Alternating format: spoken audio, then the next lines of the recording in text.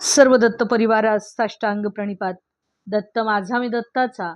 रचना श्री गुरुदत्त चरणी अर्पण. तत्पूर्वी एक लाईक माझ्या स्वामींसाठी.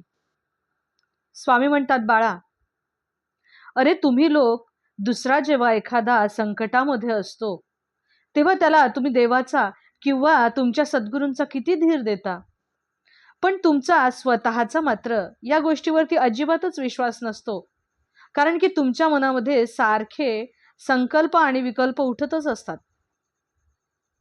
देवाने मदत केली तर बघू, नाहीतर बघूया आम्हीच आमचं काहीतरी करू. पण ही जी छोटी छोटी मुलं असतात ना, ह्यांच्या बाबतीत असं नसतं. त्या छोट्या मुलांना आमच्यावरती मात्र अगदी ठाम विश्वास असतो.